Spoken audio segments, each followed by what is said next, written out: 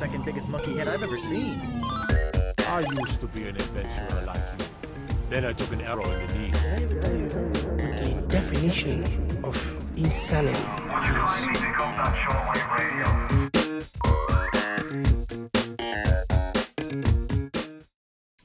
Hello and welcome to episode 50 of PvA Radio. I am one of your hosts, Luke Croft, and joining me as always, freelance gaming journalist Cody Mellowkline. How are you doing, my friend? I'm doing well. I got to take a long weekend vacation back home to Boston, so I'm feeling reinvigorated, ready to go. Feeling good. How about yourself? I'm doing well. I'm glad to have you back, man. We missed you last week in Yeah, our knockdown drag out of an episode. I heard it was an epic battle. Yeah, it was great. And then the man sitting here in the center is the host of Team Chat podcast. It is Jerrett Wilson. Jerrett, thank you so much for coming on with us today. Hey, thanks for having me. I'm super excited to be here. So why don't you right here at the top just kind of tell people who you are, what you do, and where they can find your show. All right. Well, like I said, my name is Jerrett Wilson, and I host Team Chat podcast with one of my best friends, Rachel Mogan. She and I each week will talk about a different topic, and it can be across the whole gamut of things. Like sometimes we talk about some older games that have come out that we've just recently played for the first time. We'll talk about brand new games that we're also playing, but we also sometimes will like to break it down into top 3 lists. Like one of our longest running series that we've done is favorite game soundtracks that we'll talk about, or something as specific as favorite weapons, vehicles, different things like that. So we just try to, and then we'll also talk about news and everything too. Just kind of what more we base it off of what we're playing and everything, but just to talk about all these different kind of aspects and bring awareness to all these different new, old, everything in between. Well, that's kind of the pre-roll of the show, is the ones we'll talk about the games that we love, the games we hate, and everything in between. So yeah, but like I said, new episodes come out every Tuesday. So one just came out yesterday. And you can find us on podcast services pretty much anywhere, Apple Podcasts, Spotify. And if you go, in fact, to teamchatpodcast.com/where to listen, you can see like the complete list. And we also have video versions of each episode on our YouTube channel. So youtube.com/teamchatpodcast. Awesome. Yeah. I was telling you before the show, I found you guys on just randomly browsing on Spotify. And the thing that I love about your show is that I feel like I'm good about talking about gaming news. I'm not really great when it comes to talking about individual games, but just the passion that you guys talk about the games that you're playing is really infectious. And so that's what drew me to your show the first time that I listened to it. Thanks. And so I definitely recommend everybody to check it out. Go ahead. Oh, thanks. I was just going to say, and honestly, I feel the same way. Like Mogan is so much better. I feel like whenever she's describing like a game or a story behind a game and everything, I'm just like, yeah, I totally understand what you're telling me right now. But then I go to do it and I just feel like, I hope people got something out of that. But yeah, but it still is really fun because we fill in a lot of each other's gaps and especially in like our fandoms and different stuff like that. So it's been a lot of fun doing that show with her each week. Awesome. Well, this is PvA Radio. We get together each and every week, and each of us brings one of the biggest gaming news stories of the week to the table. Then we have an in-depth discussion about it. Consider it your collaborative audio feature article, or your CAFA, if you will. And Cody, what do we want people to do with it? We want them to spam that emote in the chat and tattoo it on the closest animal of any kind. That's right. That's exactly right. With consent. Of course, always with consent. Yes, exactly. We do this every week on Wednesdays at 9:30 p.m. over here on twitch.tv/PVA Radio. But if you can't catch us live, you can find us on youtube.com/PVA Radio, where we break it out topic by topic, but also post the entire episode. Or you can listen to us on podcast services everywhere, including Apple Podcasts, Spotify, Illuminate. What was that one a few weeks ago that I was like, hey, we just randomly showed up? Luminary or something? Luminary. Like that? That new one. Yeah. So you can find us on all of those places, but a little bit of housekeeping here at the top. The PvA nightly rundown each and every weeknight over here on twitch.tv/PVA Radio at 9 p.m. except for Wednesdays. Going strong. Come by, hang out.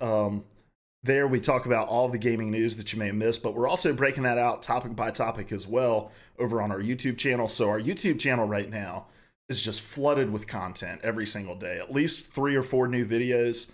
So definitely go and subscribe to us over there. And I think as far as housekeeping goes, that's all I've got for this week. No 20 minutes of housekeeping. What kind of show is this? Oh, it's nice. Other than, we should mention that we are going to be pivoting to an only Marvel Ultimate Alliance 3 podcast. As soon as Larry gets back, it'll dominate the show for at least 14 weeks until the next expansion for Fallout 76 comes out. Is it good? I haven't played it at all, the Marvel one. Is it any good? No, we did a topic. It's funny. We did a topic on very funny a couple weeks ago, and I was like, Larry, nobody's gonna give a shit about this. Both of us were just we were just shitting on him. And then we posted up that section on our YouTube page, and it's been our most highly engaged topic. So you just got to keep it rolling. So we were like, and so Larry's actually been out of town the last 2 weeks, but I'm sure he'll have a lot to say about it when he's back next Wednesday. So I haven't played it yet, but I've read a lot of people say that it's pretty fun. Yeah, that's the consensus I'd heard. Yeah, I loved when things you don't expect to be popular are like incredibly popular, and people just love it. Like, people clearly love Marvel and love that franchise, so it's cool to see people digging it. Yeah. All right, guys. Well, let's talk about what we've actually been playing, since none of us have been playing Marvel Ultimate Alliance. And we're gonna give the guest of honor the first stab at it. Jerrett, what have you been playing? So actually, kind of this week, I've been trying to go through and finish my playthrough of Rage 2. I know I'm kind of behind on that one, but I've been playing that one a lot this week. But then I also jumped in, and because I just had my birthday the beginning of this month, and so I bought myself as a gift to myself the expansion packs for Civilization 6 that I was behind on, the Rise and Fall and Gathering Storm. So I've actually been playing that again, and it's got its hooks into me real bad. So I've been just been spending hours sitting on it. So that's kind of a jump back into an older series for me, but I love that series so much. So that's pretty much what I've been playing this week. Nice. All right, Cody, how about you?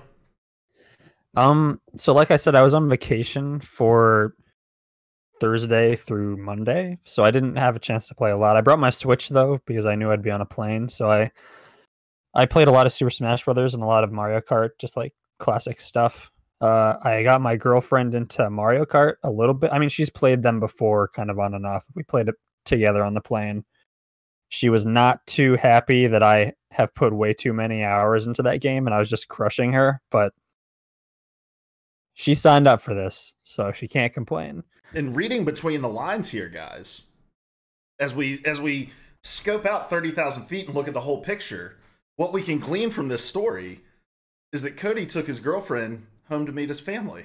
Congratulations. Yes. Big step. Yeah, that's congrats. awesome. That's true. She had actually met my parents because they had come down to Alexandria to visit me about 2 months or about 4 months into me being here, so in April. And that was like a month after we had started dating. So she met them very quickly. Yeah. But it was cool to take her back, meet my brothers, and she met like pretty much every single important person in my life during this trip, like all my friends from home, everybody. So it was overwhelming for her, but she fit in perfectly, so that's cool. Scoping out another 20,000 feet. Just go. Right? And hearing you say that she's met all the important people in your life and that she hasn't met me yet, that hurts. I think you flagged out instantly. Oh no! I did. I understood what you were about to say. What's up? Popped off in the chat. Hey, he says she met Larry though. That's where Larry was. He went up to Boston because Cody invited him. I see how it is. Larry and I just had 4 days of fun together. Oh man! But other than the Switch stuff, I have continued to play Sekiro, and I meant to talk about this last week before I had to ditch because I was staying late at work. But this always happens with From Software games, and I am always impressed by how they do this. But after 15, 16 hours of playing that game, something clicked. I don't know whether it was the way they've designed the game and just the incremental lessons you're learning from each boss and each enemy encounter, or that I just hit a wall and knew that I had to learn something. But I clicked with that game and I've progressed. I'm finally, it's like me seeing the Matrix for the first time. Like, I can see the code and I'm manipulating it. There was a boss that I was stuck on, and I took a step away from the game for about like a couple hours, and then came back, and I just like beat the shit out of him in like one sitting, like not one sitting, one encounter. And just since then, I've been progressing even faster. I've learned when to engage, when to back off. I've learned how much more aggressive this game is, how it forces you and encourages you to push, even when you're used to dodging a lot in the other From Software games. It's basically succeeded in getting me to forget everything else that I've learned from their games, which is an impressive feat. And I'm loving it. I'm really into it. Everything about it is impressing me. Are you into those kinds of games, Jerrett? I would love to be. But my initial foray into Dark Souls began and ended terribly just with me. I went the complete wrong way. Like I went into and just I like Sekiro actually is the one that like I do want to play more because it does seem not as much defensive and everything like you were saying. It does allow you to attack and press and all that stuff, which I like. So I've been wanting to give that one a shot, but for the most part, I've stayed away from the From Software games. I just know I'll get too mad. Yeah. I would encourage people who have played the others to play this, just because in terms of combat, it's different. It's also much more of we've talked about this, Luke. It's more of a direct narrative experience than their other games. Your character talks for the first time, which is absolutely revolutionary for them. They've caught on to this after 10 years or so that characters can actually talk. It's wonderful. I'm really enjoying it. I've watched enough gameplay to see and know this is the same thing that is just going to frustrate the living hell out of me. Like, so I'm very similar to you, Jerrett. My first foray into the Dark Souls world, I played Dark Souls 1 on the 360. I tried to stream it, and I ended up killing this NPC. No, not even killing. Just trying to fight this NPC that was apparently like a good guy that was going to help me along the way, but I pissed him off, and so he wasn't going to help me anymore after that. And I was like, okay, if that is that kind of game, I just ruined my playthrough. And I tried Bloodborne, and I got stuck at a part and just never went back to it, because Bloodborne's the Sekiro, like your Sekiro for me. Like it takes place in a universe that's really intriguing to me, and but it got its hooks the most in me out of any From Software game, but it still didn't keep them in. So this week I actually jumped into Rainbow Six Siege for the first time. Yes. I've been another one I've been super curious about getting into. Well, so good. I realize now that there's a reason that I didn't get into it, and that is because I do not have room in my life for one more game that I'm going to get absolutely consumed with. Because, you know, like when I was younger, playing like the old Rainbow Six games, the old like Ghost Recon Advanced Warfighter, Future Soldier, like I always craved this really tactical experience, but you can only be so tactical against CPU characters, especially back then, right? Like but in these co-op games, I would kind of like force my friends to play in this tactical way, even if you could cheese the game, because I just wanted those games to exist. Rainbow Six Siege is that game. Like it is so tactical, it is so methodical and slow and thoughtful, and you can't just storm in and expect to be even remotely successful in it. So there's like a million controls to that game. I don't think I've played a first-person shooter that has as many like mechanics as this game does. It's dynamic as hell. And so I don't feel like I've really gotten the hang of even the most basic aspects of the game so far. But I've been watching a lot of like pro play, and I'm excited to play more of the game. I was invited by a guy that hangs out in the chat here, Roy Speedrun. He's also a streamer. He was playing it the other night. He was like, hey man, jump on. I was like, I'm gonna drag your team. And I did, but they were so gracious with me and just helping me along the way. I was like, how do you crouch?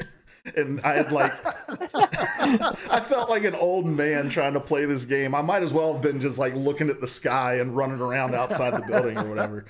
But no, I'm gonna definitely keep playing that. And Cody, I saw your offer on Discord that if I go to if I get really into it and buy it on Xbox, you'd be down to play it there as well. Dude, so. I love that game. And the pro scene for that game, knowing how into esports you are, is incredible. Mm-hmm. It's a great game to watch. Yeah, and I think it'll be even better once I start to learn the maps. But I wish there was a way that I could all be about like, map knowledge.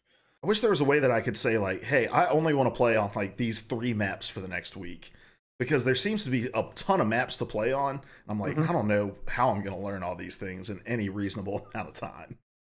Yeah, it just takes putting the time into it. But again, it's one of those things like you only have so much time to invest in the games you love. Mm-hmm. And this is a game that rewards investing a lot of time. Yeah. So. And then I've also been playing Overwatch. I've been playing on the PTR.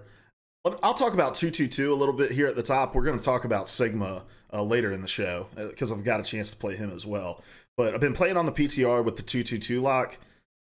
Oh my gosh. I love Overwatch. I've played Overwatch since the beta. I am even more in love with Overwatch now with this 222 lock. It is going to revolutionize playing this game. That I am not worrying. So I'm like, when I'm loading into an Overwatch game, I'm like, shit, I hope I don't have to play DPS in this game. And it rarely happens where I'm forced to play DPS. But every now and again, people are like, why is this guy on McCree feeding so hard? Like, and so the fact that I can queue up in the exact role that I want, and I know that when I load into the game, I'm going to be able to play that role. I'm a tank main, is just so refreshing. And knowing that I'm playing with other people who also want to play the roles that they're in, super refreshing. Knowing that there are DPS players that are having to wait in 10-minute queues, so refreshing. So I think part of it is that it's the PTR, and there's a lot less toxicity on the PTR because it doesn't matter, which competitive on the live servers matter only a little bit more.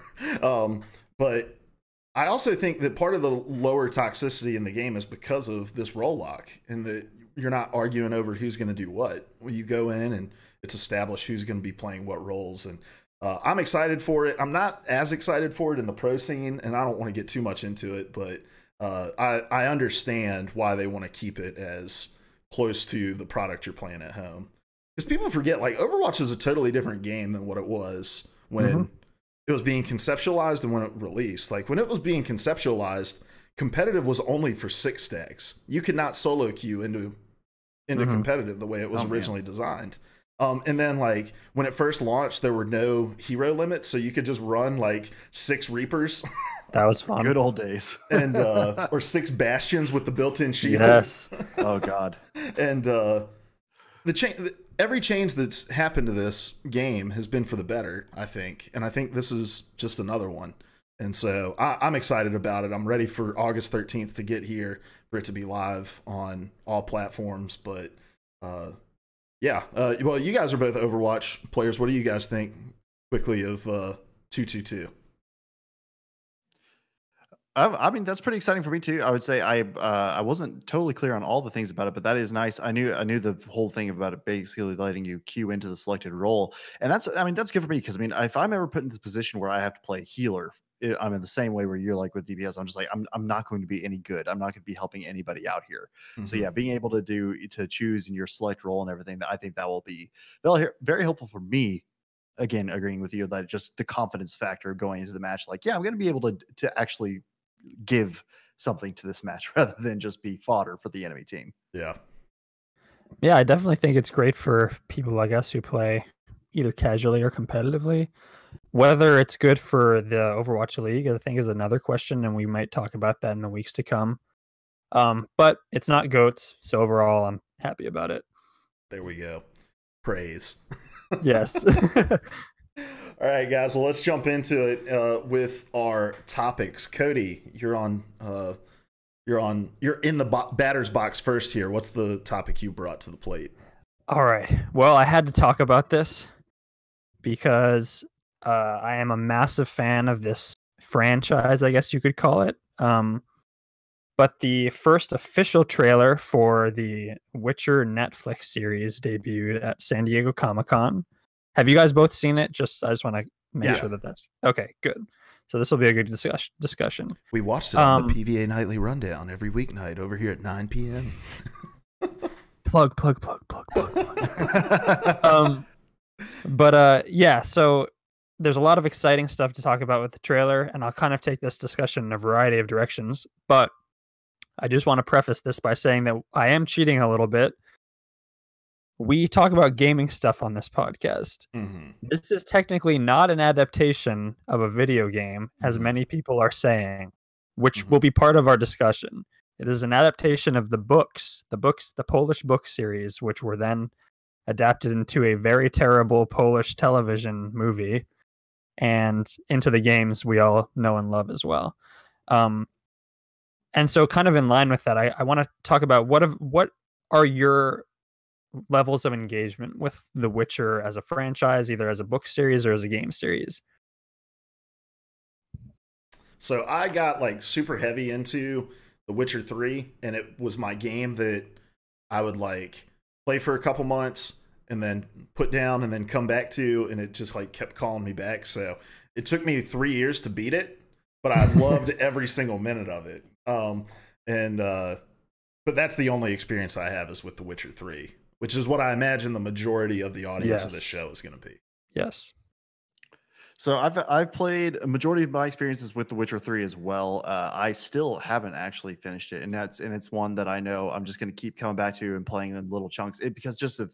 I love it. I mean, I will say that I love the world and I love the characters and I love all that stuff about it. It's just one that I know is going to take. If I were to sit down and play through it, it's going to take so much time, and it's because it's one I want to do all the side quests for and all this other stuff. So I know it's going to be. I'm going to be playing it off and on for years. But when I did hear that the Netflix series was going to be not based on the game, but more on the books, I kind of wanted to get familiar with that too. So I did start reading the books. Now I'm very early in that, like less than 100 pages into the first one. So I'm not super far. But that's pretty much the extent of all my stuff. But nevertheless, I'm so excited for the TV show. It looks so good. Yeah. It's perfect. I too would like to get into the books, which is why I have now started to learn how to read. Well, it's good that you're starting with baby the steps. Polish book series, at least. Yeah, baby steps. Yeah, that's right. It's great to hear that you've at least started to engage with the books. I have not read the books, but I've played I've played the three Witcher games. Definitely 3. I invested the most time into 3, and it is. I mean, I've said before, it's one of my favorite games of all time. I love that world. I can understand why people would want to take their time with it, because it's kind of like a good book or a good television series. You don't really want to whip through it, but you find yourself whipping through it regardless, just because you're so invested in it, in that world and in those characters. And so it's great that we kind of have varying levels of engagement with the series. I think it'll kind of inform the discussion we'll have. And so I do want to talk about the trailer before we dive into what the trailer means and kind of what this series means as a whole for Netflix and for adaptations of this kind. What are your thoughts on the series? I know, Luke, you had talked about this a little bit on PvA on the PvA Nightly Rundown, so you can feel free to expand your thoughts. But did you guys love the trailer, like it, have some concerns or praises for the trailer? What were your thoughts? I was overall I was pretty excited about it. It was, different seeing the different interpretations of showing the characters and everything. Because I mean, even though they're saying, hey, it's not based on the games, you still have that imprinted into you because that's like the visual representation of all these characters. So it is a little bit of getting around that, but still, like, I thought it was really great, set a good tone for what the world is going to be like. I like that they didn't go heavy on the monsters quite yet, which I'm assuming is because they're still developing what they're going to look like. But I hope also that they keep some kind of mystery around them too. Mm-hmm. So you don't really see you get into the first episode and then that's when you see the reveal of like one of the big classic monsters and you're like, oh, okay, all right, I'm into this, as being like that one way to grab. But especially the final shot at the end where he's all up on his potions and everything, I was just like, oh, this is gonna be sweet.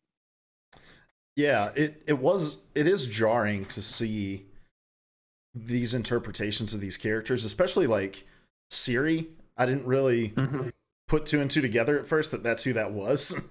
When they released images of them, it made sense in the trailer. But but you're right, Jerrett, when like you're reading a book. So like you're getting into the books after you've played through parts of the game, right? And so when you're reading it, you're envisioning these characters that you've been reading about. I was the same way with Game of Thrones, right? And there are characters in the Game of Thrones television series that look totally different than the way they're described in the books. But yet, despite that, I still go into it with this mental image, right? And so, and we talked a little bit about this with the Avengers game as well. Like when you get this idea of what these characters are supposed to be like, what they look like, when something comes along the lines that, and it's not quite right, it doesn't quite look like the way that you're used to, there's something extremely jarring about it. And so I'm with you on all of those things, but as far as the trailer goes, I think that they hit all the right notes in terms of just like the tone that I want to see from the show. It seems to be very dialogue driven, which is something that I love about the games. Very character focused, which I know is something about the series that everybody loves. And so I'm really, I thought that was great. And I also thought that I was like, this is the perfect time for this because people are clamoring for fantasy stuff. And Game of Thrones proved that, and you know, not just Game of Thrones, the Lord of the Rings trilogy as well, like have proved that this is more than just this is more than just nerdy shit. Like we can do cool things in these universes that are going to appeal to a mass audience, and that's why Netflix was smart to jump on the Witcher train because of how popular that series has become, and it's why Amazon, is it Amazon? That's doing Lord of the Rings. Popped off mentions in the chat the Lord of the Rings TV show as well. Like everybody wants to be the next thing after Game of Thrones to capture people's attention. And I think given the ending of Game of Thrones and how disappointing it was to many people, I think they're ready to throw themselves back into something that will hopefully pay off a bit more. I'm fully going into this wanting it to be my Game of Thrones replacement. Like that's just kind of like ever since it was announced, I was like, okay, well that's it. I know what to look forward to now after Game of Thrones ends. You know, and hopefully that's not putting too high of a bar on it. I mean, I think especially, I mean, Henry Cavill is probably by far the biggest name on their ticket of actors and everything like that. So, but still, like getting somebody like him attached to it is I feel like speaks to the, you know, the level of quality it's going to be. And so I hope that you know, it doesn't let us down in some of the same ways as Game of Thrones did. But I mean, I'm pretty easy to please. I was still pretty happy with Game of Thrones too up through the end. So I'm just like, yeah, sure, give me more of this thing I love. I'm not going to be mad about it. Yeah, you guys are. It's great. You guys are jumping right to where I want you to. But before we talk about Netflix, because I think Netflix is an important part of this discussion. You're totally right. It's the perfect timing, and I think probably both to its detriment and to its benefit, this will be labeled in the lead up as kind of the next Game of Thrones, or the next for the crown of whatever Game of Thrones put down. I'm in some ways I'm conflicted about the trailer because I think it nailed what I like about the series, and in some ways it missed what I like about the series. At least the games, which is again all I can speak to. It's hitting all the boxes for what people loved about Game of Thrones. Sorry, I timed out there for a second. It's hitting all the boxes of what people love about Game of Thrones. It's got sex, it's got violence, it's got human drama, and it's got a very sexy lead character. It's gonna have a Geralt bathtub scene. Dude, I'm looking forward to it. We're gonna dedicate an entire 30 minutes to that discussion. There's a lot in the trailer that kind of indicates that they understand the series. It's like you guys said, the way it's shot, the cinematography evokes kind of that dark fantasy that Game of Thrones fans love, but also that's very particular to The Witcher, kind of like a very dark Grimm's fairy tale-esque version of fantasy, which I love and really connected with. I think Henry Cavill only has one line in the trailer, which, based on what the interviews that they had at the Comic-Con panel, is interesting because they noted that when he came on board, they actually limited the amount of dialogue that Geralt was speaking because he was able to communicate more with like the raise of an eyebrow or the kind of a grunt than he was with words, which is fine with me. I'm not a huge fan of Henry Cavill, so the less he talks, the better, in my opinion. And I think Geralt as a character in the despite the fact that the games are highly dialogue driven, he does not always talk the most in every scene. Mhm. He'll sometimes have very curt, very sarcastic answers, which is great for a lead character to have. He can be kind of reactive while everybody else around him kind of initiates. The one thing I will say about the trailer, and it's I admit a very minor complaint and one that I cannot levy until I see the entire show. There's something about the music, especially in Witcher 3, that is very specific to Eastern Europe and Eastern European folk music. And I hope that that is something that they incorporate into the show a little bit more, at least. The song we heard in the trailer was fine. It was kind of very bombastic, standard kind of fantasy fare, but I hope they incorporate more like the local flavor of kind of the Polishness and the Eastern Europeanness that kind of gives it, The Witcher, a very specific sense of place and sense of tone. Again, that's not something I can complain about until we see the series, and I'm sure the music will be great. Oh, sorry. Go ahead. I was actually going to say, I'm pretty sure I'm doing a Google check on it right now, but I'm pretty sure I saw the composers of the series came out and said that the trailer music is not okay. the score. It's just a piece of music they use for the trailer. That's good. That's an interesting choice, though. It is, but yeah, unless it's not done.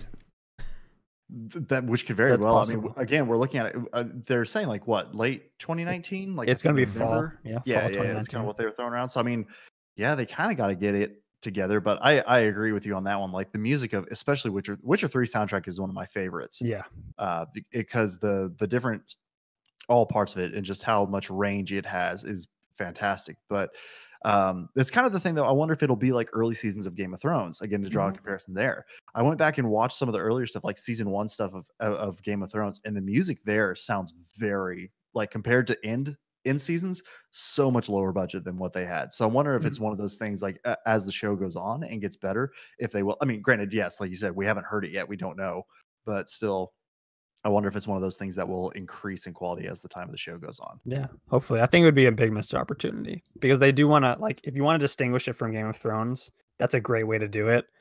And The Witcher is different in that regard. It's very specific to a very particular cultural text and cultural background that they're pulling from. So I hope they kind of double down on that. That would be really cool. Right. But I do want to talk about kind of what you guys were referencing in your comments, which is I think Netflix is obviously angling for something super big here. And whether or not they pull it off has yet to be seen. It's interesting to note that I think this is in a unique position for an adaptation in that most of the people who will be watching it are having already been fans of another adaptation of it. That's a unique position to be in. And they're not familiar. They may not be familiar with the source material itself, but they're familiar with an offshoot of the source material. And it'll probably direct many people to the books. I'm sure, like yourself, people are probably trying to cram in all the books before it debuts this fall. But it puts it in a unique position. It puts Netflix in a unique position to try to market this to not only fans of the games and fans of the books, but newcomers as well. Do you think this trailer did a good job of, I guess, pitching this to people who might not be familiar with The Witcher? In the chat, Roy Speedrun, just to mention this, he says, it's a little bit of a cop-out for them to say it's not based on the games, I think. The show would never have existed without the game, to be honest. Not to say it'll be bad, a bad show, true. But a bit of a cop-out. And I agree that the show wouldn't exist without The Witcher 3, the game. 100%. And, there was enough success around the franchise from that game that the creators of that franchise tried to renege on some deals, but I think it's an interesting choice that it's not based on the games because of that reason, right? And I think that it's a very calculated move that Netflix has decided to make to not make it adjacent with the games. Like, and we've talked about it a lot on this podcast, that the gaming culture and the community around gaming is kind of a difficult to control beast, right? Yes. And while Roy Speedrun uses the word cop out, I see it more as like a really clever way of sidestepping this community that tends to be really vitriolic if you don't do things the exact right way. More so than I think in really any other, outside of maybe like Star Wars, right? Yeah. You already sort of saw this. Yes. When in the trailers, he doesn't have two swords on his back like he does in the game, which this is the perfect example of one toxic fandom getting beaten down by another toxic fandom. Because then everybody who's read the books are quick to point out the fact that he does not have both swords on his back in the books. He puts one on Roach, who casting of Roach, perfect. And so it's a really, I think you're right. It's a way to kind of bypass or sidestep that conversation in a really interesting way. And I don't think they're going to ignore the games totally. I think they have a rich and broad text to draw from. I think they will draw some elements of the games in. Whether or not they can actually legally use the creatures that CD Projekt Red made up is another question, because they have the rights to the books, but CD Projekt Red made up a bunch of creatures of their own for the games. So I think that's an interesting line they'll have to toe. But it's true. I think it's a great way to kind of bypass a community that can be super vitriolic, as you said. And the marketing is brilliant.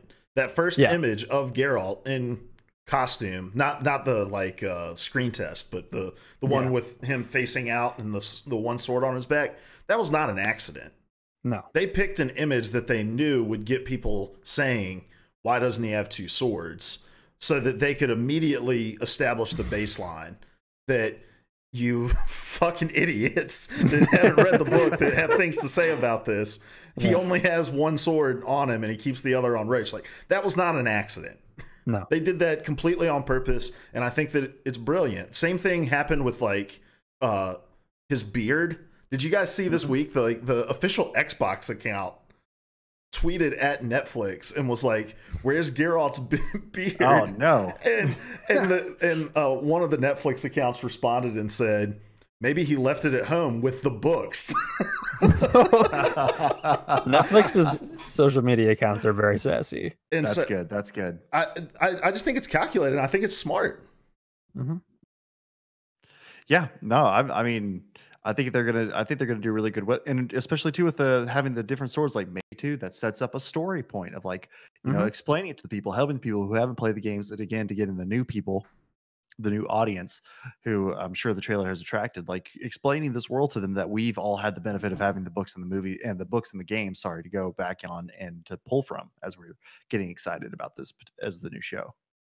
Definitely. Do you also think that it could have been a part on the series creators, that they saw how successful the game was and yet people were still super unaware that the books even existed? That when Netflix approached them wanting to use this world as, you know, the source material for a show they were doing, they said, yes, but we want you to stay true to it, so to what we've created, so that people will know the books that we've created exist. I can't tell if Cody's contemplating or lagging out here. No, I was contemplating. I lagged out though. I think it's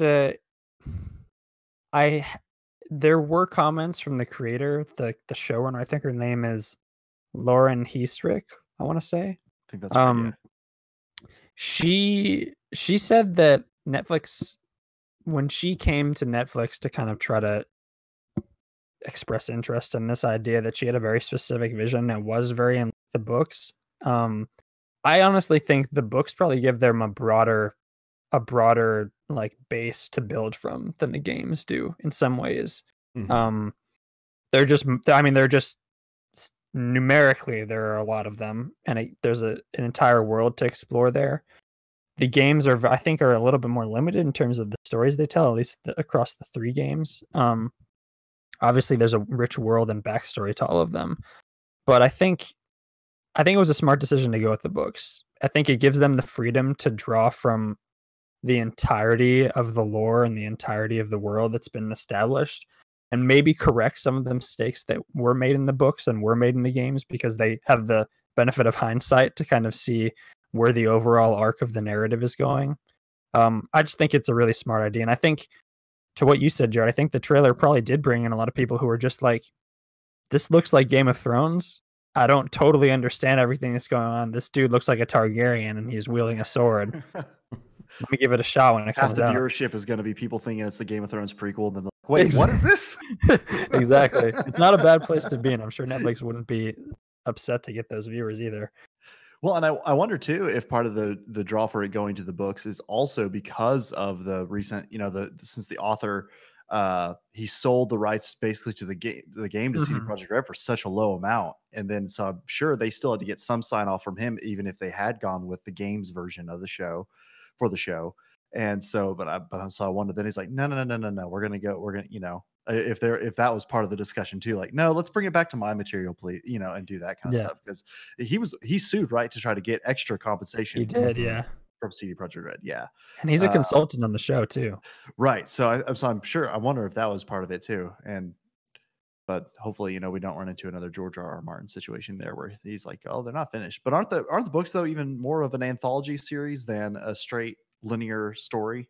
They are. I think the series, as far as I know, is based on like the original short stories that he had written.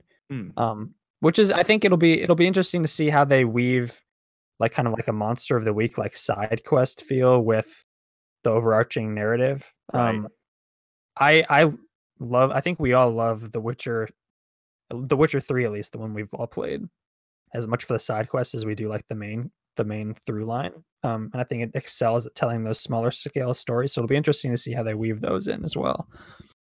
Yeah, well, and just really quickly back to the decision to go with the books, like, we're all familiar with the game The Witcher 3. Like, we're in that we are thrown into the middle of a narrative, and there is a very grand scale political story that's happened, multiple political stories that have happened in this world that we're being dropped into, that I still don't feel like I can fully appreciate the narrative of The Witcher without the Witcher 3 without the understanding of what's happened in those other games. They did a great job of creating something that was relatively self-contained given the amount of material that existed before it. But regardless of if they decided to go with the video game series, we'd still be getting material that we weren't quite familiar with, because I doubt they would just pick it right up at where The Witcher 3 is.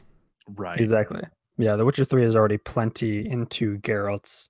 Like, it's an older Geralt. We're seeing a younger Geralt in the show, which I think will actually be interesting for players of the game as well. It's a different version of Geralt. It's a much younger version of Yennefer and Ciri.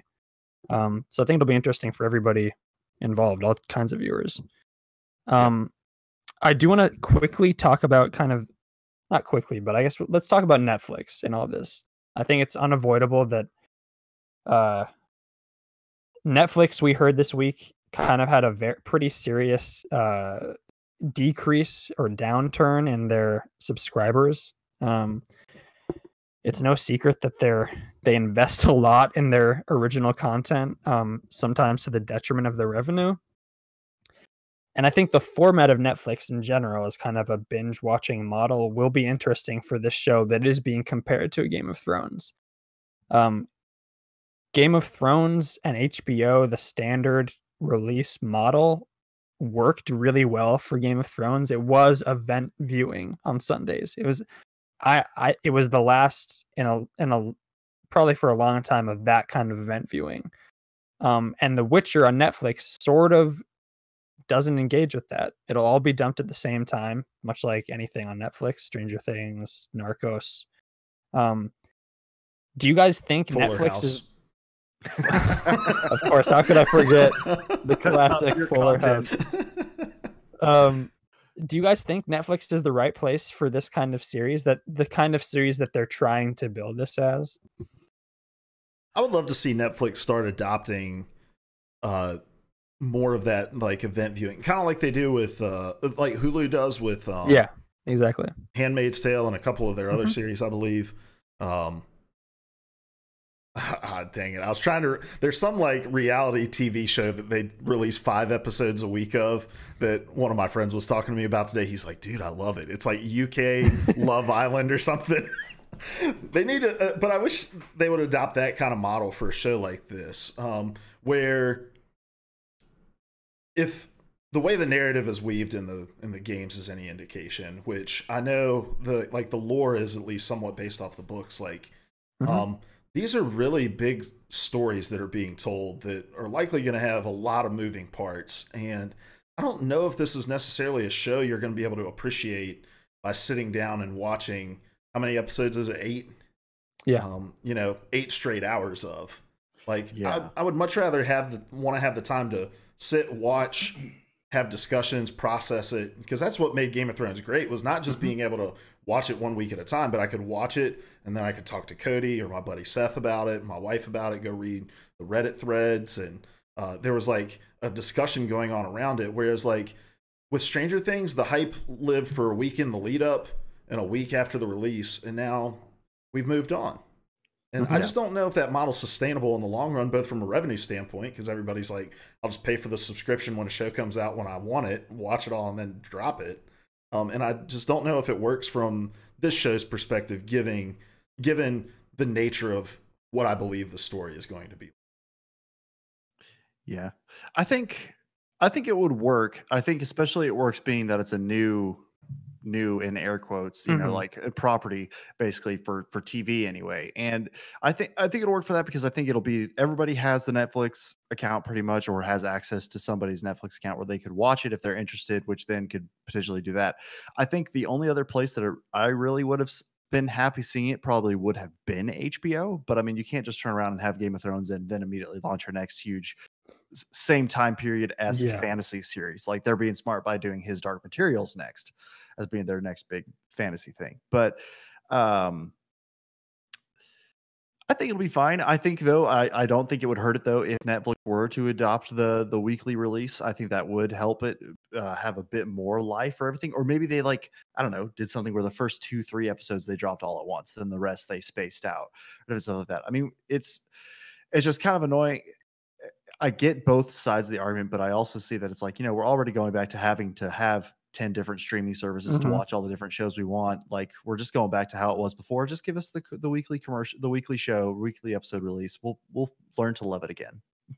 Yeah, I totally, that's the side that I fall closer to. I would have loved to see this as like a proper eventized 8-episode kind of series. Obviously, HBO is probably not the right place for it, but Showtime is really building up its stable of original shows. Yeah, it's already true. diving into the video game space with Halo, so it would have been cool to kind of see them double up. But I just think it's for Game of Thrones, it worked exceptionally well. It was essentially the Super Bowl every Sunday. It basically, in the week following, it was a buildup of anticipation and a buildup of conversation, picking apart every single detail, and that just doesn't really work when all 8 episodes are there to digest. You're able to digest it all at once and kind of analyze it all at once, but that level of anticipation is kind of diminished, like you said, Luke, that for media outlets and for people on Reddit and for people on their own private Discord channels, it does kind of decrease the window of engagement and the window of conversation. So we'll see. I mean, from all that I'm hearing and from all that I'm seeing, it seems like this could be, if it's great, could be a big hit for Netflix. I think I do just want to say I think the 8-episode order is perfect.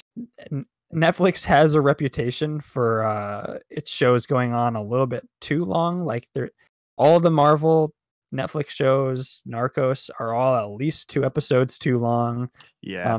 And so to see them kind of limiting it, probably because of budgetary reasons, but limiting it to 8 episodes, I think is great for what the story they're trying to tell. And based on what the showrunner has said, she's not interested in packing everything into those 8 episodes, but kind of giving it room to breathe and building character, which is how a show like this succeeds. Yeah. It's gonna be good. I hope so, man. I do too. I really do. I'm putting a lot of stock into it, but hopefully I won't be let down. Yeah. All right, well, let's move on. Jarrett, what is your topic you're bringing to the table today? So I want to jump back and talk a little bit about Overwatch's 31st hero, their new one, Sigma. I know we all play Overwatch here, some more than others. I am off again, on again about it, but Sigma, I always get excited whenever I see the new heroes come in to play and everything because I want to get my hands on them, and I'm especially excited about Sigma because he's a new tank, which is great. I also prefer as much as I tell myself that I would love to be a Genji main, I find myself just being Roadhog because I just can't be as good with Genji as I can with the Roadhog. So I'm excited to have a new tank and everything to play with because I feel like for a while it was a pretty good stretch, just like support or even DPS. So it was good to get to see the tank class get a little bit more love. So I actually was able to play around with him on the PTR as well, and I like him. He's complicated, but I like him. Like his new shield thing with how he extends his barrier, where you hold down the right click and everything, and it extends it out for a specific distance. You can like stop it along the way and everything. Learning how to figure that and plan that out right is it's going to be iffy. And that his one ability where he like sucks it all in and keeps it all to build more shield. Like pulls in projectiles or whatever, and it builds more shield. And then I just like his main attack too. He like has those cubes that he just throws out. But the big thing and kind of a story of what I more wanted to look about this is in his backstory, which is kind of catching a little bit of flack because it came out this morning actually in an interview with the designers and everything for Sigma that the big character design with him is that he's barefoot when the rest of him is actually all covered in armor. He's hovering above the earth and everything, but his feet are don't have any kind of protection on them. And so they had where is it? I'm looking at this article. So it's VG247.com is the article I was looking at. Overwatch's Sigma has bare feet, quote, to sell the asylum look, because apparently in his backstory and his lore, in his experiments on black holes and different things, a big accident occurred and it caused him to have a mental breakdown. And this is post that, and now Talon is using his abilities and his talents and his smarts to to their own will. But so that was like what they chose to be the thing that represented him, is that he doesn't have shoes because, and a lot of times in asylums, basically they don't let people wear shoes due to the threat that potential laces could have. And this is from the character creator or Blizzard character artist Q Fang, who said to Polygon, he said, "Thanks for your feedback. We decided to keep the feet bare to sell the asylum look a bit more. In many institutions, patients are not allowed to have shoes because they might cause harm with the laces. While Sigma isn't necessarily in danger of that, we felt that having no shoes helped draw that connection." And then they go on to say, "I also had iterations of him with shoes on, and it made him a lot more generic. So in the end, we decided to leave him bare feet. That's just what the reasoning internally was, though. I'm sure we'll be making skins with shoes on him in the future." Obviously, that's getting a little flack for that just being tone. Maybe like I was kind of like, that doesn't sound right, which I feel like is kind of a big misstep for Blizzard, especially with Overwatch, because of how well received the game has been for its excellent portrayal of different ethnicities, sexualities, and people in general. And so I was kind of surprised to see a misstep in this way. Kind of seemed off character for Blizzard. Well, and I think that's what kind of rubs me the wrong way a little bit with this reaction, is it doesn't take into the account the whole of what the Overwatch team has attempted to do within the diversity of their hero pool. They've taken great care. And yes, is this a misstep? I think so. I think that this explanation is a little flippant, and it doesn't sit really well with me. But I also think that when you view this in the context of how much Overwatch has tried to do in terms of representation, I don't know. I spend too much time on social media, and so I think I see the brunt of complete overreactions to this. I think this is a perfectly acceptable thing to call out for people, but like I read the main thread that I saw was somebody who was like, they made the argument about, I think it's insensitive, it misses the mark with the shoes thing, but then went into like how his backstory is he's going crazy because he's researching black holes. I love black holes. The thought of black holes give me peace. I'm like, he went crazy because an experiment went horribly wrong. Right. When he was experimenting with black holes, it wasn't like staring into black holes made him crazy or anything like that. Like, and so I don't know. To me, this is just one of those things like, I didn't see this explanation and immediately think like, oh man, I'm really kind of offended by this. Could it have been handled more sensitively? But I also think this is a little bit of like trying to shoehorn an explanation in for just a character design point that I think they thought looked cool. Like you said, internally, him having shoes on made him look generic, so they didn't want to do it. And so I imagine they just needed a way to explain away the reason that he doesn't have shoes. And maybe even to the point where when people were asking, hey, why doesn't he have shoes on? They were like, oh, we haven't even really thought about that yet, like from a story perspective. And so let's just throw something out. Yeah, I mean, I agree. I wasn't necessarily like, oh, this is terrible, Overwatch, Blizzard, how could you have done this? Because I think, it's just one of those things I honestly like kind of thought, just because of some circles, like before we started recording, I said I do freelance videography, and I've filmed for a lot of events and everything that have to do with paleo and different things like that. And like being having bare feet and walking around with your bare feet and everything is actually like something that a lot of people are pushing now as being healthy, because it helps you be grounded and stay and feel more a part of the earth and everything like that. So I kind of assumed he's a gravity, doing gravity, messing around with that for the black holes. Like I thought it had some kind of like scientific reason like that they were going at it. The thought of it being because he was from an asylum, like it didn't even necessarily cross my mind. So when I saw that as kind of the story, that's as more of the backstory, that's what kind of not offended, like you said, but just more, I was kind of like, oh, interesting that's the route they went with it. But that was really just the main discussion point of it. I mean, I know he hasn't hit the main area to play yet. He's still in the PTR for a little while longer. I've enjoyed playing with him and everything like that so far. So it'll be fun to see what the new balances and everything he brings. But what have you been able to play with him a little bit? I think you said, Luke, you had a little bit you got to play with him. Yeah, but I want to get real quick. I want to get Cody's thoughts on on the original portion of this.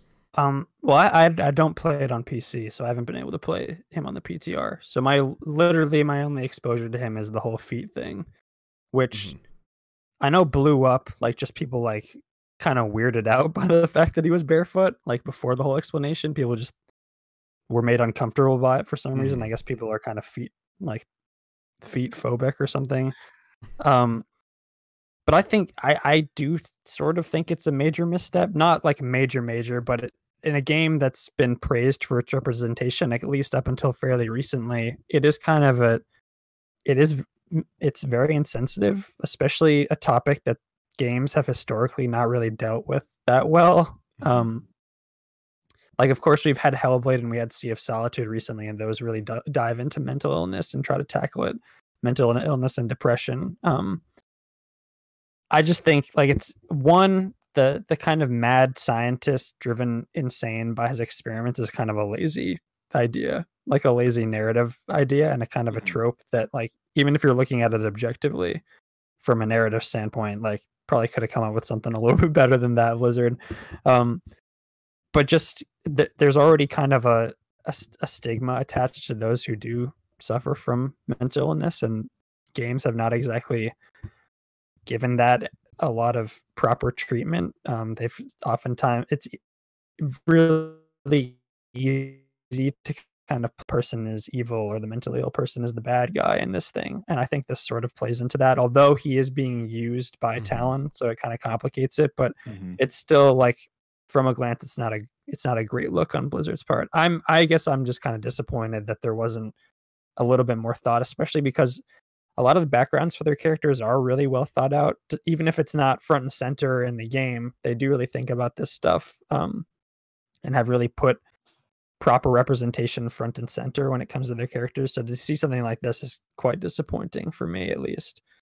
Yeah, because it's one of those things we've talked about on over on Team Chat, is just that it's especially with games like Overwatch, Apex, and all this stuff, like they make the choice to really flesh out the backstories of these characters. They could just have given us the game and said, "Here you go," but instead they're like, "No, we want to build these universes. We want to build these stories for everybody," and that's what I think makes these games stand out, especially Overwatch, and why Overwatch caught on so much is because it was not just like, here's the shooter, go have fun.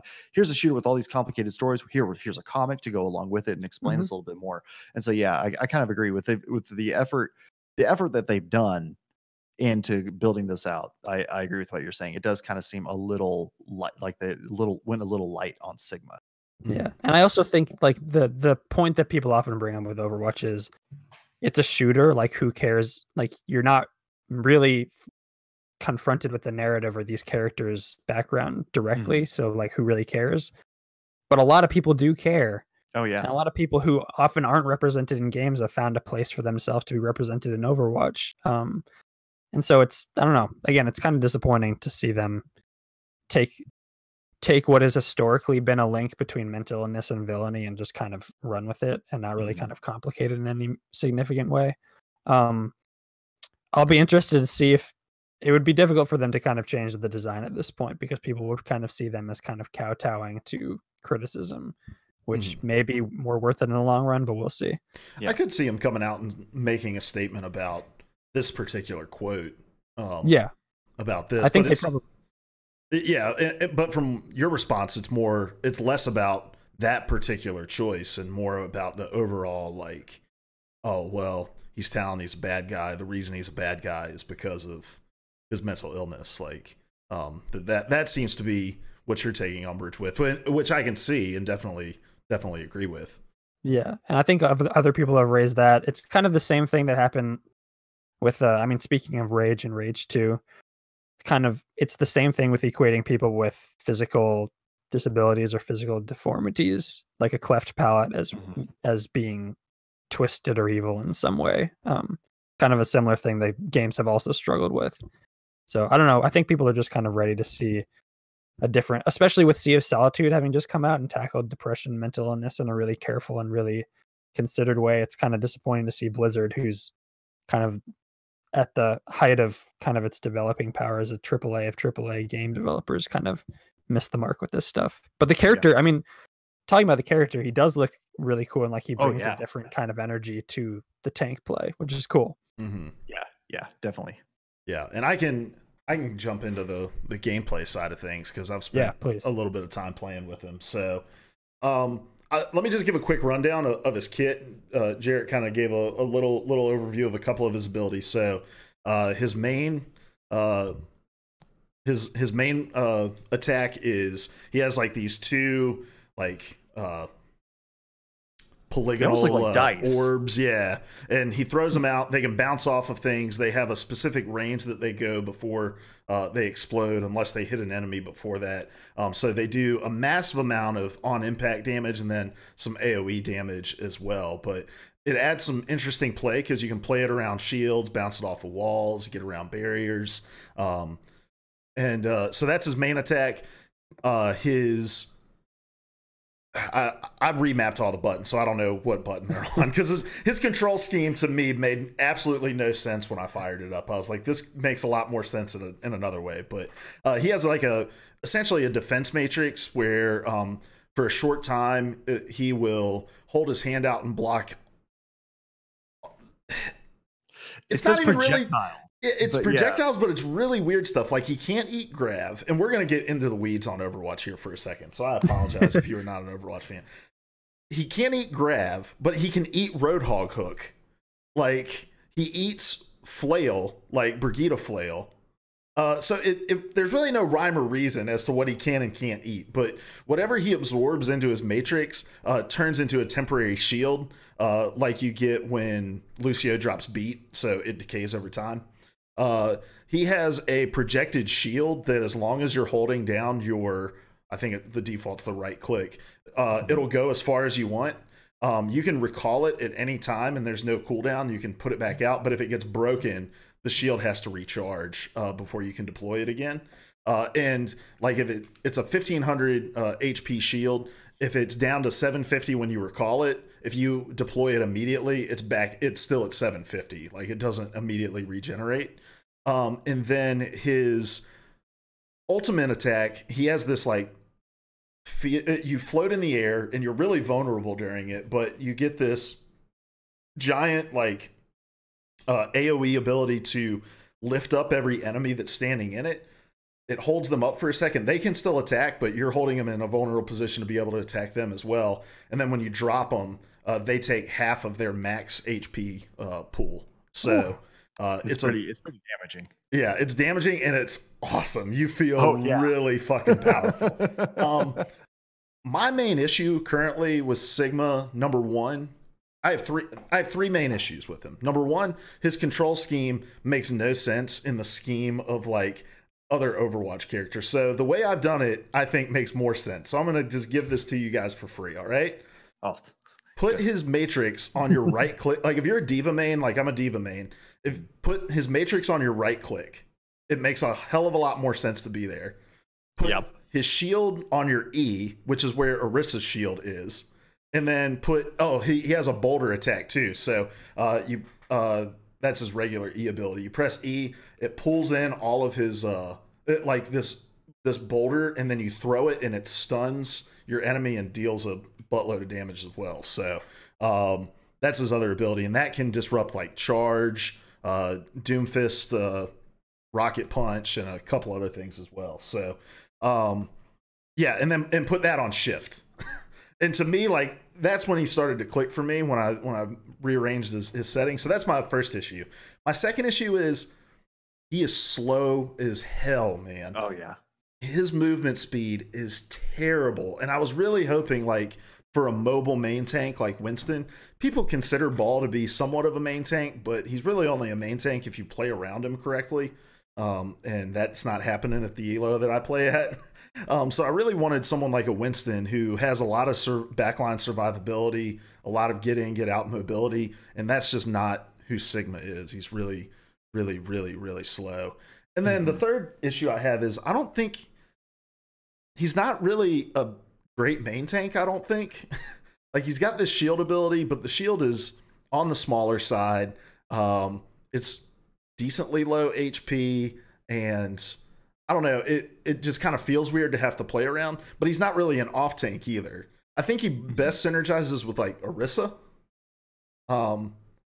Maybe Diva. I've seen a lot of people playing Diva with him, but I don't know. I don't know what his synergy is, because all the other tanks have really clear synergies. You know, your Hog Orisa, your Zarya Ryan, Diva Winston. Like, I don't think people have found what his natural synergy is yet, and I don't know if he necessarily has one. So those are kind of my big issues. But you said you've had a chance to play with him, Jerrett. What are your thoughts?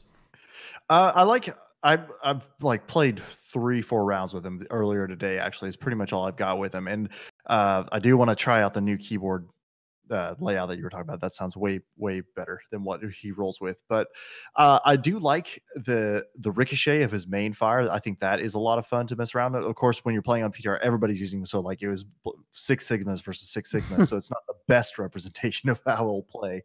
But it was still super fun, like figuring out how to angle his shots around everything and around the shields, playing off. I could see him paired with the Diva. He could be really well, because you could use his defense matrix shield to like extend it out, because it travels pretty fast too. So you could even use that like paired with a Diva who's using her boost and everything, so you could get some pretty serious ground cover and maybe like push some people out of the way. So I especially see him on payload maps being a really big thing. I feel like he could be pretty helpful there. He's complicated. Like he's a 3-star, right? A 3-star hero. Yeah. So it'll take time, but I'm excited to try him out and to get to mess around with him, because I think he could potentially have a lot of really great playability. And like you said, his ultimate is, it's nice. It's nice. I think I can't think of another, maybe Blade, but outside of that, I can't think of another ultimate that just makes you feel as powerful as you feel with that ultimate. And it's not as high a skill cap as Blade. Like you have to be really good with Blade to feel powerful with it. Yeah, I mean, but yeah, like if you can potentially lift up all 6 members of the enemy team if you get the right spot, and then just slam them all down to the earth. It's amazing. I'm really sad we're not going to see him in pro play this season, because there's so much bunker being run right now, and oh man, seeing that ult during bunker would be just awesome. Oh man. So I don't know. It's going to be interesting to see kind of just where the meta lands altogether with 222, but I'm really interested to see how pros are going to use Sigma. I watched a little bit of Seagull stream, him using him, and the shield is cool because it doesn't just extend forward. Like, you can angle it in the air, so like if a Pharah ults you, you can block her ult and potentially kill her by pushing your shield into her. There's a lot of different uses for it. And so, but I just don't know where it's all going to shake out and where he's going to land as far as how much he's being used, especially in a 222. All right. Any other thoughts on Sigma, guys? No, I think that's pretty much it for me. All right. Well, let's move on to my topic. And my topic's a lot like Jerrett's in the sense that, like, I want to talk about the issue, but I want to talk about something bigger than the issue. And that is with the Switch Joy-Con drift issue. And if you've been living under a rock, I'm just going to give you a quick recap of what's been going on. So over the last week or so, a ton of stories have been surfacing about where people have been realizing that this stick drift they've been getting on their Nintendo Switch's Joy-Cons is not just them breaking their console. It is a widespread issue that many Switch owners have suffered through. And so there's been Reddit threads with a ton of different people commenting that they've experienced this. There's been articles on The Verge, Kotaku, Polygon of people on their staffs that have experienced these issues. And it all kind of came to a head when a law firm filed a class action lawsuit against Nintendo due to this design flaw and the fact that they were charging their customers to ship the consoles back in order to get them repaired. And so that's kind of where everything came to a head. Yesterday, it was reported that Nintendo had internally changed their policy with the Joy-Cons, that they were going to replace them for free, and that they were also going to refund anybody who had a proof of purchase, not a proof of purchase, who could verify with a ticket that they had paid to ship their console in for repairs. And so we can talk about this very, very briefly. If you guys are all Switch owners, have any of you guys experienced this issue with your Joy-Cons? I actually have, and I tried to fix them and it didn't work, and I just got a new set, so I'm very sad by this news that it just now said I could got them fixed for free. But I figure I can at least send it in now, then I'll have two pairs of Joy-Cons that I could potentially use. So I mean, it's not the end of the world. So how long after you got your console did it start? It happened within, like, I think it was earlier this year that I noticed it first kind of starting, and I'd had my Switch. I got it a few months after launch, so it'd been a while. It's not like I was not one of the day one people who was like, oh, this happened and all that. I actually thought I was out of the clear for it for a while, because didn't they come out and say that, like, not long after the Switch released and it became a problem, they're like, oh, here's like a software update or something, firmware update that should fix it. So I got mine after. I got mine. That was like a month after launch, I feel like, or something pretty quick. And that was a whole entire different Joy-Con issue. That was a connectivity issue with the left Joy-Con. Yeah. Where it would randomly disconnect from the console. So these Joy-Cons have just been through the ringer as far as issues are concerned. So yeah, I want to send mine off now to get it fixed, so then I can have the extra controllers. Yeah. I haven't faced this issue yet. Yeah. I haven't either, luckily. So it was very annoying trying to run my farm in Stardew Valley, and just every time I pull up the inventory, it would just immediately just cycle to the left continuously. Yeah. It was incredibly frustrating. It got to the point where I just used the Pro controller all the time, but then you can't play that in bed comfortably, like before trying to prop it up awkwardly, the handheld mode, prop it up awkwardly on your legs while you're trying to play and hold the Pro controller up. It just didn't work. That's not what you bought it for. Exactly. So now that I got the new set, I've been. So what do you guys think of Nintendo's handling of this situation, from kind of letting it get to this point, class action lawsuit, and I still don't think they've released any kind of official public-facing statement about this policy change for their customer service reps. This is all from like an internal source that was it Polygon had, or I think it was Kotaku originally. Kotaku did the original story. I can pull this up. Kotaku did it was a Vice story. Yeah. That had the internal memo verbiage. But what do you guys kind of think about Nintendo's response from a customer service perspective, and then also in considering the Switch Lite's release here in the next couple months? I think it's not a great look to be aware of the problem and then charge people to get their issue fixed. That's not a great look. Yeah, no. And it's also not a great look to then have someone file a lawsuit against you, considering how litigious Nintendo is when it comes to their own issues and their own platform. So I think there are many ways that this could have been handled better, definitely from a PR and marketing side of things, but even also from a customer service side. Like, it's an issue that I'm not sure that Nintendo has specifically had to deal with before, just because of the nature of the console, that it's just a unique kind of console. And I'm sure there are many people who just kind of ditched their Joy-Cons and went to their Pro Controller like you did, despite the fact that it is more inconvenient, and just didn't bother. But like, you can't. It's pretty shitty to force people to pay up to get a problem fixed that shouldn't have been a problem in the first place. Because you have to pay up which either way you go. You either pay to get it fixed, or you pay to get a new set. And a new set's not cheap. No. So, so people are like, well, I guess I'll pay, or be like me and be stubborn and just use the Pro Controller. But yeah, so I agree that forcing people to fix a known issue, pay to fix a known issue, like, shouldn't be happening. Yeah, I totally agree. And I also think, like, look, I'm glad they've come out with, not come out, I'm glad they've released this internal memo changing the policy, and that it's gotten out to the public. But there's a couple issues that I still have with it, right? And the first thing is, like, they haven't stated that they've identified what the issue is in their production of these consoles that's causing the controllers to do this. And so, yeah, they may be able to get a console that's suffering from this issue, open it up and be able to fix it and send it back. But does that mean that any Switch I purchase from here on out may suffer from this issue? Does that mean that when you send it back to me fixed, that in 4 more months I may have the same exact issue and have to send it back again? Like, there's so much murkiness around what the actual issue is, that if I was recommending the purchase of like, if I was still working at GameStop, like, I would feel obligated to let people know that, like, hey, this is an issue we've been seeing with this, and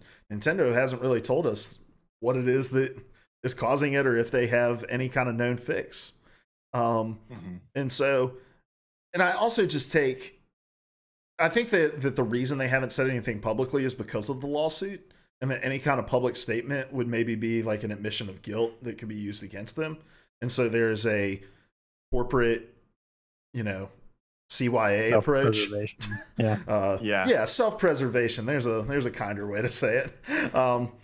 Approach to it that just Nintendo's always been cagey with the way that they function internally, but I think when it's something that's impacting so wide of a consumer, so wide a base of your consumers, that, like, you owe it to the people who have spent their hard-earned dollars on this, your outrageously priced accessories, and your brand new games that never ever go on sale. You owe it to the people that spend that money to give them some kind of explanation as to why their consoles are suffering through this. But I also think it makes the sell of the Switch Lite really difficult. It complicates it for sure. Because what is it that the Joy-Cons on the Nintendo Switch Lite don't do? Come off. So if your Joy-Con breaks, your entire console is broken. And Nintendo doesn't have the best track record with cloud saves. On Team Chat podcast this week, you guys talked to an Animal Crossing streamer about how that game isn't going to allow cloud saves. And did you guys say, like, what were some of the other games that don't? Because there's some, like, big games that don't allow you to save to the cloud. Oh, what was she saying? Splatoon, I think. Splatoon, yeah, I think does that. Another one. Were they saying that they weren't sure about Smash. I'm not totally sure on all of them either, but the how she said like your solution to be able to have like how Animal Crossing New Horizons won't offer cloud saves, but then you also have to even have multiple towns. You basically have to have multiple switches to run the game off of, and I was just like, that's ridiculous. Like, Yeah, that's really crazy, and it's weird they're so stingy with those parts of it. Yeah, and when you go to send a Switch back to get worked on, they always tell you. And this has been the way with Nintendo forever. Like even when I was working at GameStop, if people had to send back like a Wii U or something, it was always, we can't guarantee you're going to have your data back when we send it back to you. And so you're not just asking people to send in their controllers, you're asking them to send in their whole console with the Switch Lite. And I think that greatly complicates trying to sell that system. Right. I mean, if you're giving us the Nintendo Switch Online, which apparently that you say would give us the opportunity to have backups, it should work for everything. Like at that point, if you're offering it as a service, I feel like you can't be selective, where it applies and where it doesn't, because of, like what Fusion was saying on our last episode was like cheating concerns, basically, of like in Animal Crossing anyway. And to her point, she was like, that's not what people who play Animal Crossing are usually about. So this seems weird that you would limit. And it's not a competitive game. Exactly. It's just like, we're just building towns. Who cares if we figure out a way to build them just a little bit faster? It's not like, so yeah, that's weird that they want to be so hands-on selective as to which games will be able to back up and not. Because I mean, yeah, I'd be pissed if I sent in my Switch to save, and even a game that I had spent 8 hours in and lost all my data in it, as opposed to like say a game that I played 60 plus hours in. Like, I can't even imagine how mad I'd be then. So it's a very weird thing on their end. I don't quite understand. Yeah. But I want to kind of scope out from this conversation and talk more about some of the reactions that I've seen from people in the Nintendo community to people who have raised this issue. And the fact that they are I've seen a lot of people who have either been dismissive and said like, you need to just take better care of your shit. To people who have just been downright nasty to individuals who've brought these issues up. And so I want to talk a little bit about corporate apologism in gaming, because I feel like we have this across a lot of different industries, right? You're either a Ford guy or a Chevy guy. You're either a degree. I'm just kidding. I don't know. I can't think. You're either a Mac or a PC guy, And but I think in gaming, for some reason, this corporate apologists are just rampant within it in a way that I don't think I really see in other industries to the magnitude that I see it. So I want to talk a little bit about what do we think causes that to be the case in gaming specifically, and what are ways. So we do something over here, Jerrett. We don't just like to bitch about things. When we have an issue, we like to propose some solutions. So what do you think the industry could be doing better, and what do you think we as members of the gaming community could be doing better to stifle and get people to move away from this, from the corporate apologism? So, I mean, honestly, what kind of pops into head about it is to not make it on a corporate side. It could not be as much of a us versus them, but I also know that that's like what business is. We need to do better than them to be able to be more successful and make more money for our shareholders and all that stuff.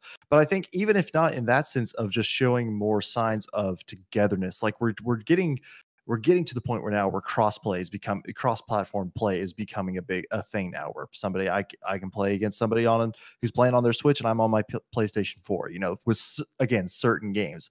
But I think doing things like that, and how Microsoft and Nintendo especially, with getting Cuphead on the Switch, showing these signs of being able of like, hey, we can play nice with each other. Because I think what it's been and what brought up why people get these huge I can't think of the right word, it's escaping me right now, but basically just like not identity, I guess, behind which console or platform that they're playing, that they're playing on, because it's always been a thing of, well, I'm Microsoft, so I only play Xbox, or I'm Sony, so I only play PS4, and PS4 is just better, get over it. Even when they are, still considered somewhat comparable, I just think once you get away from that of it being these three separate entities to being more willing to work and work together on certain things, I think we'll do a lot to get over this idea of just like, well, I like Xbox, and if you don't, well, fuck you. So, you know, kind of a thing. Yeah. Yeah, I think it's so interesting. If we want to talk about why we think this is the way it is, Yeah, definitely. We have to talk about brands. Mm-hmm.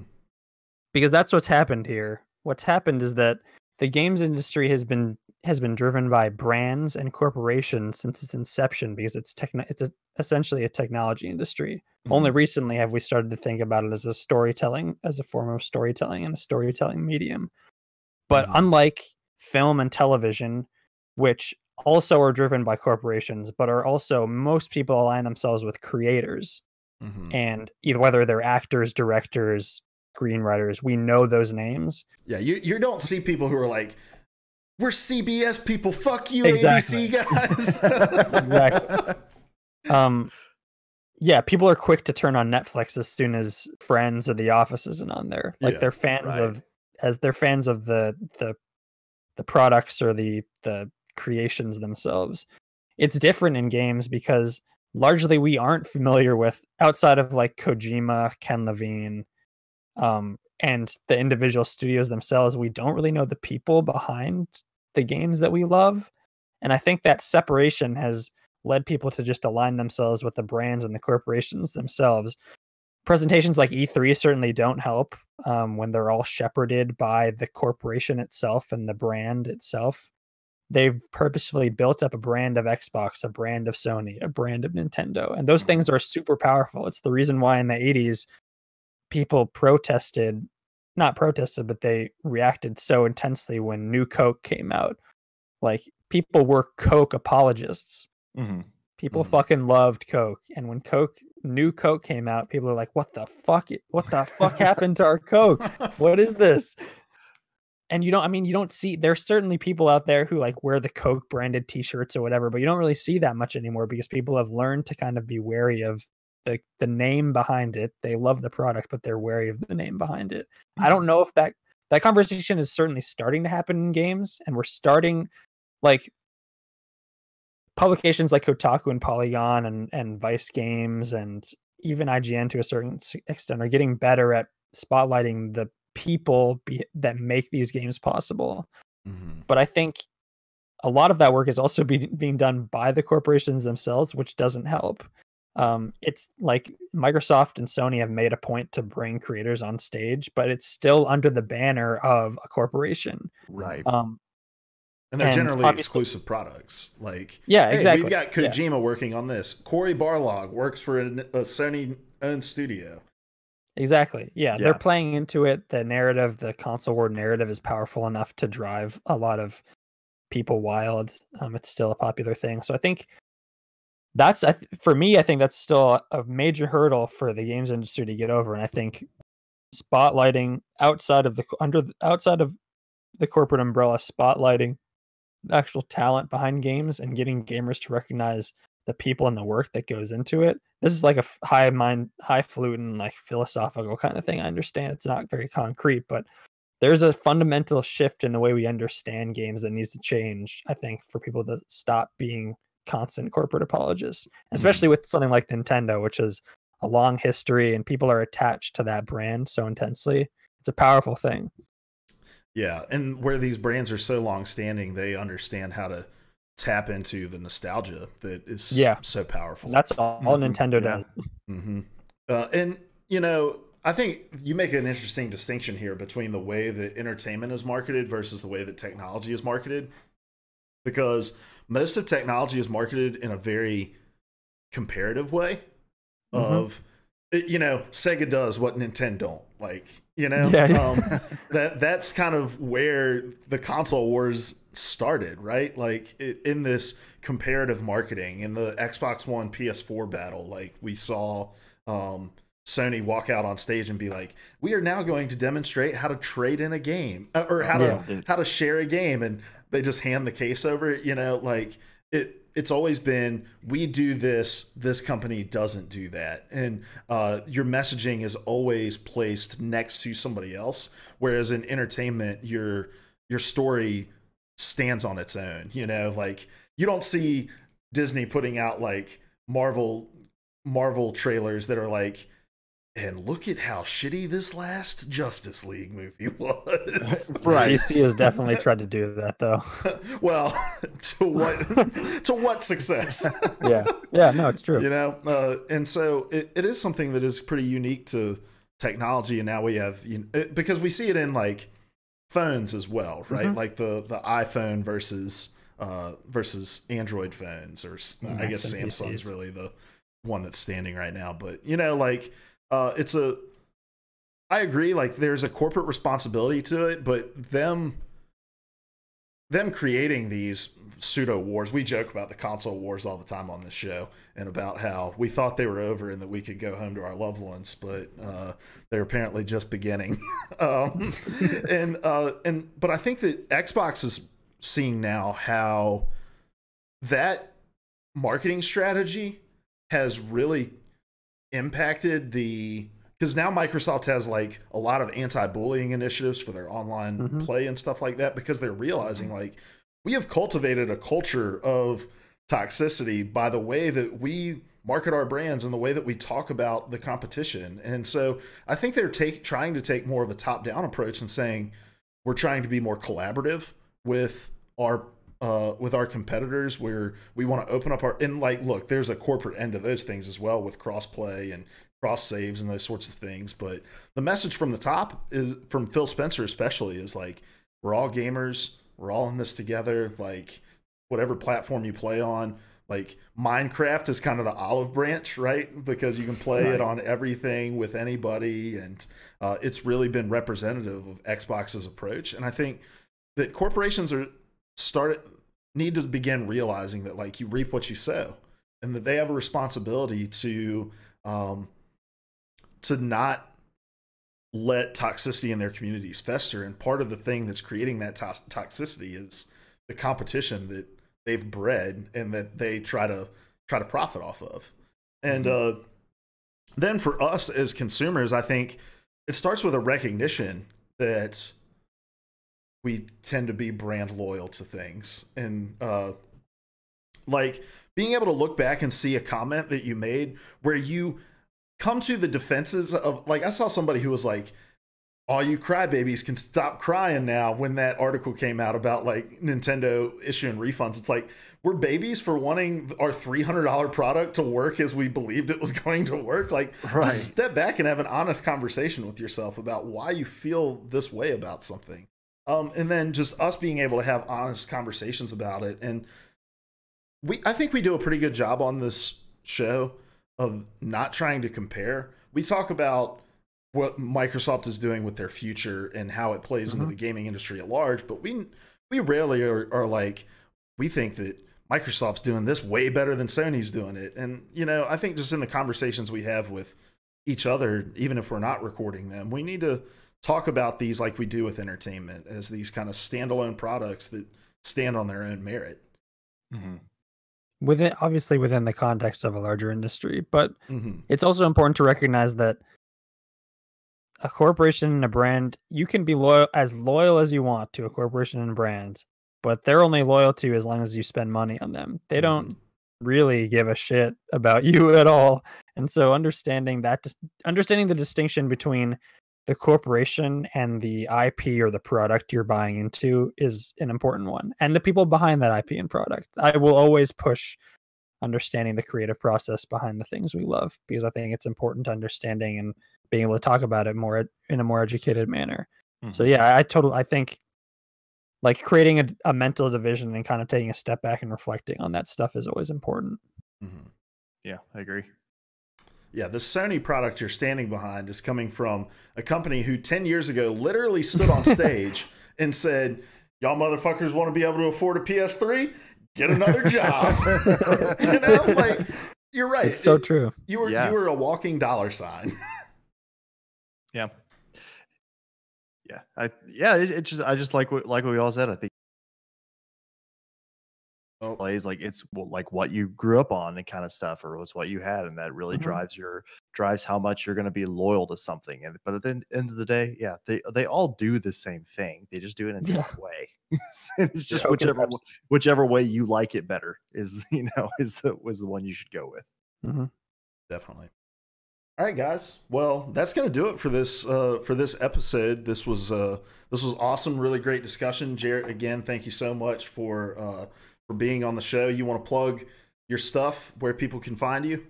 Yeah. Thanks again also for having me on. This was a ton of fun. I really enjoyed both. But yeah, so Team Chat Podcast, we have new episodes come out every week on Tuesday mornings. So one just came out. We were talking, like we talked about, we talked with a Twitch streamer, Fuchsia Rascal, talking about like how she built up her channel and all that stuff, and then her love of all things Animal Crossing. So that was pretty fun to get to talk about that. You can find us on YouTube, where you can watch a video version of each episode, and then audio is available on pretty much on most of the podcast services, that you want to listen to, that we should be there. So you can follow us on Twitter at Team Chat Podcast. You can follow me on Twitter at JT Wilson. Follow my co-host Rachel Mogan at Mogan ATX and all. So yeah. All right. And then, all right. Awesome. And then we also always ask, what are you going to be tweeting about? So what are you going to be tweeting about this week? This week from my personal or from Team Chat? From your personal account. Yeah. Ooh, that's a good question, because I'm not as active as I should be. Oh, we aren't either sometimes. We just make it up. Yeah. I don't know. Honestly, like the one thing that's been popping back in my head is something about Civ 6, because it, like I said, it's got its hooks back into me. Like I'm kind of fighting the urge of playing some more after we get off here, but I know I won't quit until 3 a.m. and I just probably shouldn't do that to myself. So, it's something like that, I guess. All right. Awesome. Cody, who are you? Where can people find you? What are you going to be tweeting about this week? Yeah, my name's Cody Melicon. You can find me on Twitter at ProElectioneer. This week I will be doing a pixel by pixel breakdown of the Geralt bathtub scene. That's yet to be. Cody has broken into the Netflix studio, found this footage, and has just been poring over it for the last week. That's all I wanted. I went in. I demanded it. I'm excited for this deep analysis. Dude, it's worth it. Let me tell you. His first thing is, where is Geralt's beard? And his second sword. Where are Geralt's pubes? Give us Geralt's pubes. I'm Luke Croft. You can find me on Twitter at Hoagie_OW. I'm probably just going to be making more tweets that I hope people turn into entire news articles about, like Game Rant did this week with my Overwatch face app tweet. So, yeah, and this has been PvA Radio. We get together each and every Wednesday at 9:30 p.m. Eastern Time over here on twitch.tv/PvA Radio. Each of us brings one of the biggest gaming news stories of the week to the table.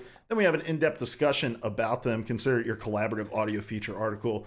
We want you to spam that emote in the chat if you've got it. And then we want you to go to your local grocery store, okay?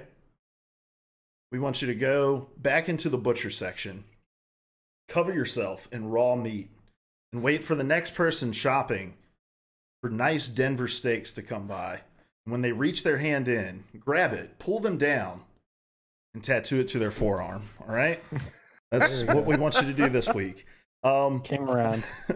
If you can't catch us over here live, you can catch us on youtube.com/PvA Radio, where we break this out topic by topic, or you can listen to the whole entire episode, or you can find us on podcast services everywhere. Wherever you're listening to us, make sure you subscribe, hit that like button, leave a comment. We definitely appreciate it. And go check out Team Chat Podcast. It is an awesome podcast. It is much less crass, much more refreshing than this dumpster fire of a podcast. We're talking about it, having a great time. So, Jerrett, again, thank you so much. We appreciate you being on here. Go follow him. Find his podcast everywhere. And until next week, guys, we love you. Goodbye. Why, that's the second biggest monkey head I've ever seen. I used to be an adventurer like you. Then I took an arrow in the knee. The definition of insanity. Would you kindly pick up that shortwave radio?